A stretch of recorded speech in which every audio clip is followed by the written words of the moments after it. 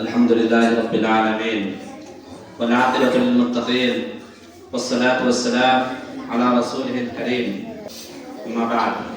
محترم اساتذہ کرام اور عزیز بچوں، اللہ تبارک و تعالیٰ کا لاکھ لاکھ شکر ہے، احسان ہے کہ ہم اور آپ یوم جمہوریہ یعنی 26 جنوری کی مناسبت سے آج جمع ہوئے ہیں، اکٹھا ہوئے ہیں، ایک جگہ مل جل کر بیٹھے ہیں. محترم بچوں، ہندوستان کی تاریخ کے اندر بلکہ یہ کہا جائے کہ پورے ہندوستان کے اندر مذہبی اعتبار سے اوپر اٹھ کر اگر ہم جائزہ لیتے ہیں، اگر ہم پورے ہندوستان کا معائنہ کرتے ہیں تو یہ بات سامنے آتی ہے کہ پورے ہندوستان کے اندر صرف 2 دن ایسے ہیں جس کے اندر تمام دیش کے باسی خوشی مناتے ہیں، تمام ہندوستان کے باشندے یکساں طور پر خوشی مناتے ہیں، چاہے وہ مسلمان ہو، ہندو ہو، سکھ ہو، عیسائی ہو، پارسی ہو یا اور بھی دیگر مذاہب کے ماننے والے ہیں. ہماری خوشی میں وہ شریک نہیں ہوتے ہیں، ان کی خوشی میں ہم شریک نہیں ہوتے ہیں، لیکن 2 دن ایسے ہیں کہ تمام لوگ خوشی میں شریک ہوتے ہیں، تمام لوگ یکساں طور پر خوشی مناتے ہیں. ہمارا بخوبی جانتے ہیں کہ وہ دن 15 اگست ہے، جس دن ہمارا دیش آزاد ہوا تھا، انگریزوں کی غلامی سے آزاد ہوا تھا. اور دوسرا وہ دن ہے کہ جس دن ہمارے ملک ہندوستان کا آئین بنا کر، قانون بنا کر اسے پورے ہندوستان کے اندر نافذ کیا گیا تھا کہ آخر ہندوستان کے اندر کون سے قاعدے لاگو ہوں گے، کون سا قانون کے اعتبار سے یہ ہمارا ملک ہندوستان چلے گا.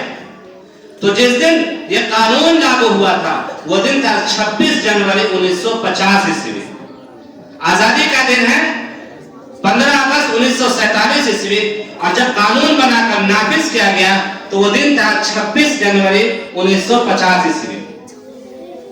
محترم سامعین کرام، ہمارا جس ملک کے اندر رہتے ہیں، جس ملک کے اندر ہمارا زندگی گزار رہے ہیں، یہ ایک جمہوری ملک ہے.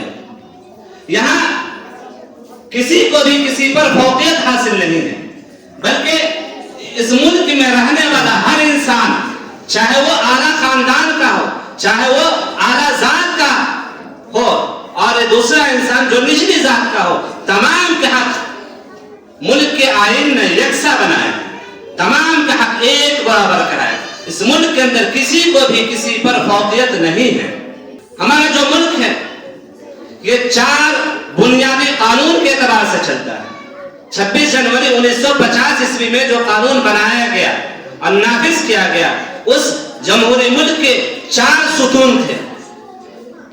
ان 4 ستون کے اوپر اس ملک کا قانون بنایا گیا اور اس ملک کو چلانے کے لیے کہا گیا.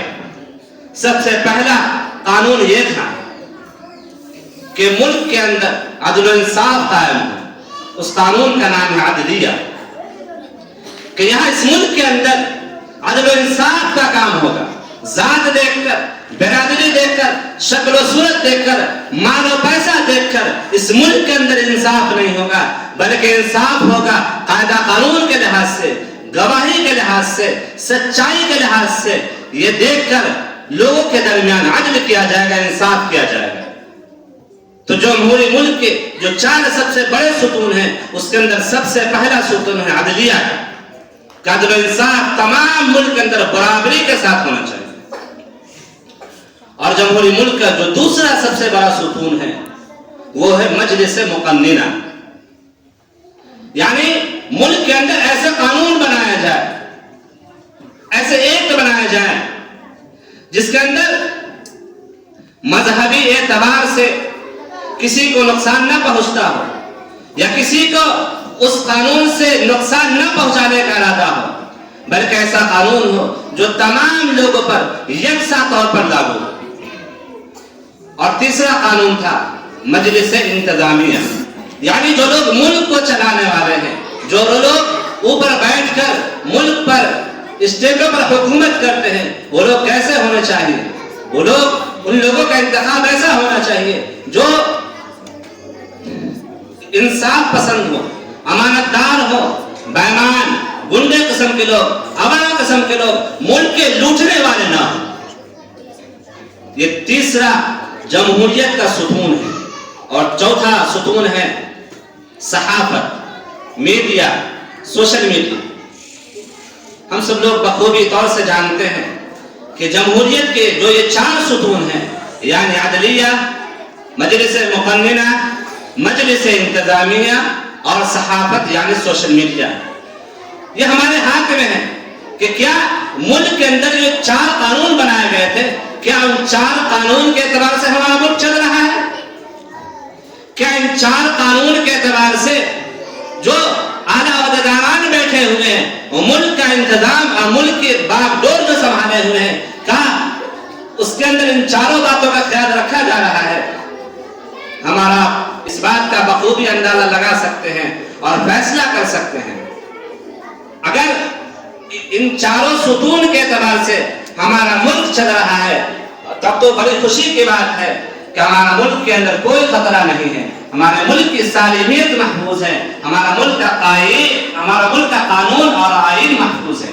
और अगर हमारे मुल्क के अंदर इन 4 चीजों में से कोई नहीं है, या कोई है, कोई आला दर्जे का है या कोई अदना दर्जे का है, या फिर जिस कानून को बनाया गया था वो कानून मुकम्मल तौर से अगर नाफिज नहीं हो रहा है, तो फिर हमारे मुल्क की सालिमियत के लिए खतरा है। हमें मुल्क की हिफाजत करनी होगी, हमें अपने मुल्क पर अपना तन मन धन सब कुछ लुटा देने का दिल के अंदर जज्बा पैदा करना होगा। नहीं तो फिर वो दिन दूर नहीं जो फिर अंग्रेजों ने किया था, अल्लाह न करे कि फिर वो दिन मुसलमानों को देखना पड़े।